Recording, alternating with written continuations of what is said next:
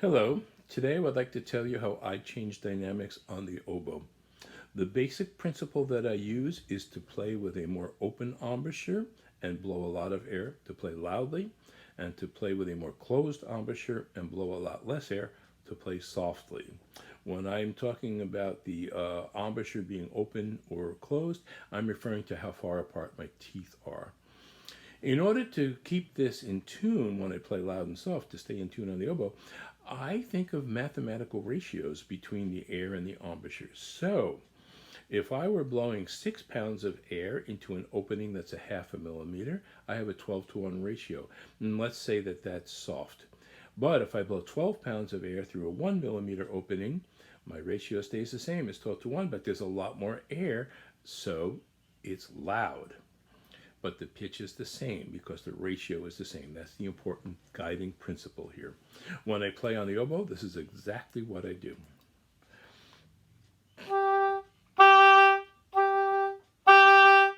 Can you see the opening of the embouchure when I play the louder note?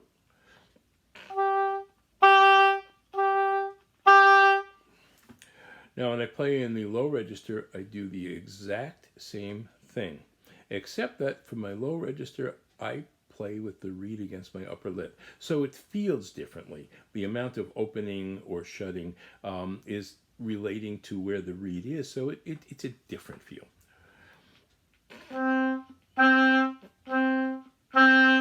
Same thing.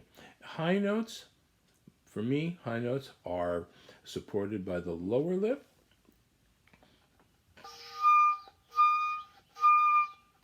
So I'm pressing down to my lower lip, okay? But the principle of shut and little air to play softly is throughout the entire oboe.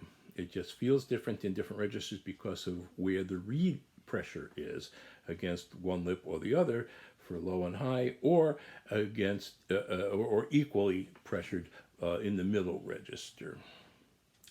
When you practice this, I would suggest using a tuning device so you can see what's happening and therefore monitor the correctness of the pitch. And I would suggest playing 3 different dynamics.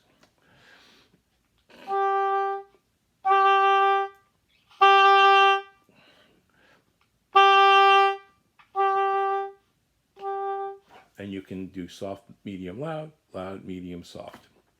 When we play crescendos and diminuendos, we do the exact same thing, except we gradually open and blow at the same time.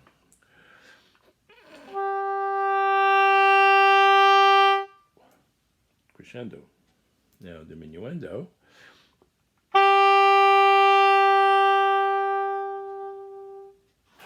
So to practice this, we want to do it in steps.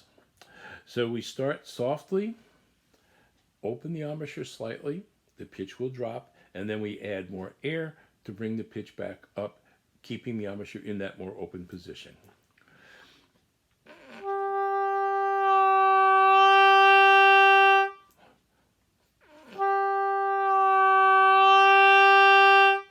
Okay, you heard that. We started quieter, open the embouchure for the pitch to drop, and blow more with the open embouchure to get the pitch back up.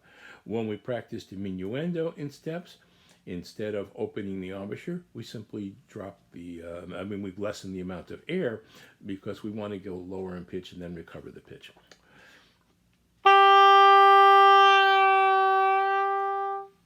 Do it again.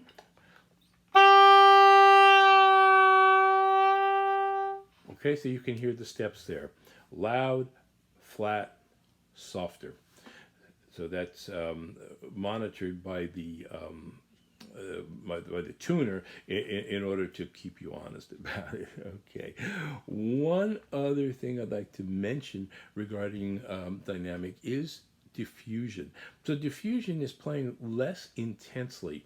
And the way I do that is to play further in on the reed than I typically would, blow a lot less, and not shut.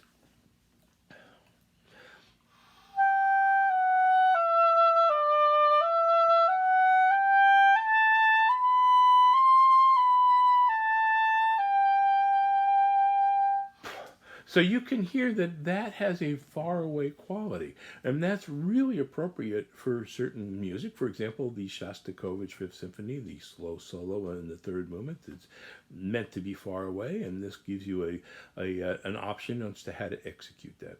Well, that's how I handle dynamics on the oboe. I hope that has helped you. I will visit with you again in another video with some more oboe information. Thank you.